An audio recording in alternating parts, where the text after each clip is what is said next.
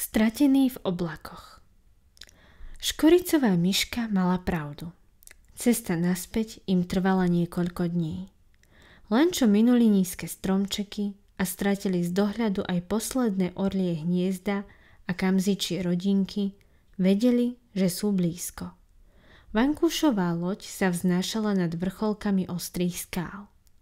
Nalodili sa. Mesiac zdvihol kotvy a Vankúšový koráb stúpal pomaly vyššie a vyššie. Myška sa skryla v krabičke od čaju a zatiaľ, čo mesiac sústredene hľadal správny kurz, zaspala. Vystúpili nad najvyššie zasnežené horské končiare. Razom sa ocitli v úplne inom svete. Zo všetkých strán ich obklopovali biele, nadýchané oblaky. Vyzerali ako šľahačkové hory, údolia z cukrovej vaty, nekonečné Vankúšové pláne. Bola tma, no mesiac sa už viac nemusel skrývať. Jeho strieborné vlasy v tme žiarili tak, že zatienili všetky hviezdy. Oblaky neboli vôbec podobné. Kdesi vyššie a guľatejšie, inde iba pár chumáčikov, cez ktoré presvítali svetlá miest a dedín pod nimi. Kto vie, či by sa dalo po nich chodiť, pomyslel si mesiac a už si obúval túlavé topánky. Okolo pása si pripevnil lano, ktoré upevnil o hlavný sťažeň. Iba pre istotu, samozrejme. Zliezol po lanovom rebríku. Zatvoril oči, lebo hoci si to nerád priznal, mal strach. Mať strach je v poriadku, keď ide o neznáme veci. To ale neznamená, že to neskúsim, povedal si sám pre seba, keďže škoricová myška tuho spala. Spravil krok do prázdna a čakal pád. Namiesto neho sa po členky zaboril do príjemnej mäkkej hmoty. Pripomínalo mu to chodenie po paplónoch. Nahlas sa rozosmial. Už dávno nemal väčšiu radosť. Husté oblaky boli mäkučké ako tie najmäkšie vankúše. Mesiac si odviazal istiace lano a rozbehol sa v ústrety nadýchaným kopcom.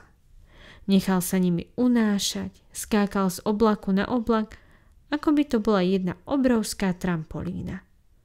Celý čas po očku sledoval Vankúšovú loď. Tá sa pohupovala vo vánku. Len tak si ľahol na jeden z oblakov a sledoval ostatné, čo mu plávali nad hlavou. Jeden vyzeral ako usmiatý hroch, ďalší mal tvar srdca, iný mu pripomínal krupicovú planétu či Vankúšovú loď. Úplne na ňu zabudol. Vyskočil a bola fuč. Jeho čarovný koráb kam si zmizol. Nech sa rozbehol ktorýmkoľvek smerom, všade ho obklopovali iba oblaky. To snáď nie, povzdychol si a vybral sa skackajúc rovno za nosom. Aj volal na myšku, no odpoveďou mu bolo hlboké ticho. Ostal sám, stratený. Chvíľu si vyčítal, že bol taký nezodpovedný. Ponorený vo svojich myšlienkach, nevšimol si, že biele obláčiky sa zmenili na ťažké sivé mračná. Prebral sa až, keď šľupol po kolená do vody. Skočil rovno do tmavosivého mraku, v ktorom to bublalo ako v hrnci. Ozval sa hrom, až mesiacovi ešte hodnú chvíľu zvonilo v ušiach. Kde tu z mraku vyletel pichľavý blesk.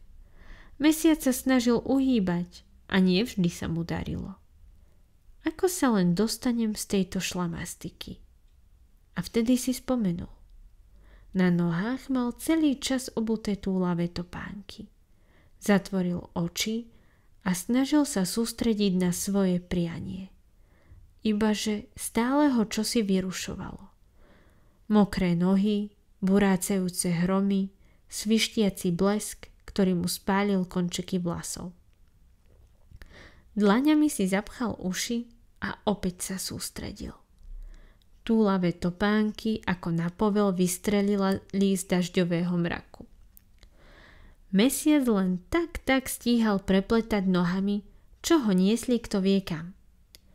Občas sa mu zazdalo, že mu spod podrážok vyleteli iskry. Ešte stále bola noc a na cestu mu svietili len jeho strieborné vlasy, z ktorých sa stále trochu dymilo. Silný vietor hnal oblaky a s nimi aj vankúšovú loď. Mesiac ju zbadal ďaleko pred sebou. Bežal doslova s vetrom o preteky. Pozbieral všetky sily, čo mu ostali.